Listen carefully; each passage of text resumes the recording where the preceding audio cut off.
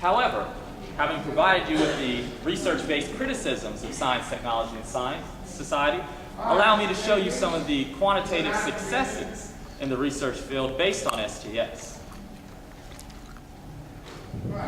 In terms of the successes, they fall into several categories. First, with attitude and appreciation, then cross-cultural application, followed by content mastery and retention, because I'm sure all of us are tired of our students merely learning for one test and forgetting it the next week when we put a question or two on there for review. And furthermore, application of the concepts. In terms of attitude and appreciation, Pinaglu and Tame-Dogan found that STS, quote, motivates learning for both the students and the teachers.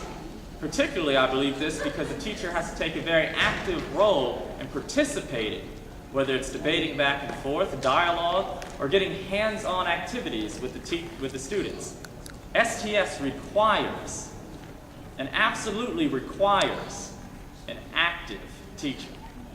Furthermore, Yeager and Akay explain the learning benefits as one that extends from the school itself.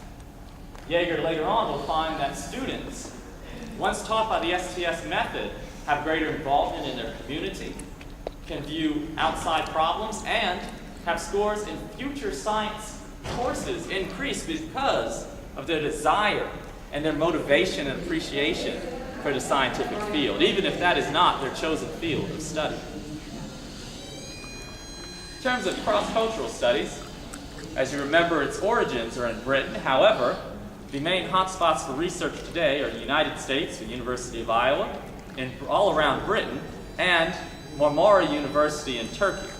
In fact, the University of Iowa partners a lot with Marmara University in Turkey in order to do various cross-cultural studies, working with middle schools in both America and in Turkey to see if science, technology, society, and its results are cross-cultural.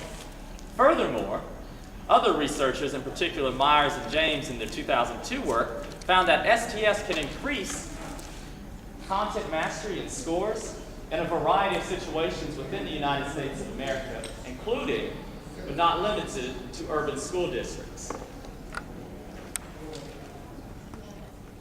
In terms of content mastery, and I do believe content mastery is the most contested portion of science, technology, and society in terms of the research field and the research that has been generated. However, after initial studies in the early 90s, most of the more recent research has contended that there is, at base level, a small but significant increase in content mastery and retention based on the science, technology, and society methodology.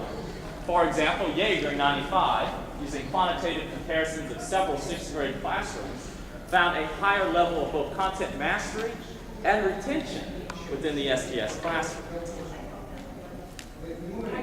In terms of this, it was also found cross-culturally, with Yeager and Akay's recent research, finding that there was a statistically significant increase in concept mastery of STS students versus those taught in a traditional manner.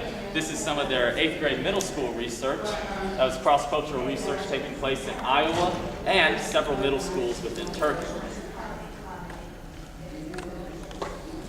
In terms of application, Yeager and Akay also extended the 2008 study into community involvement, finding that students taught by STS methods were specifically more involved in their local community, probably by being introduced with science and its applications within the community towards local environmental problems.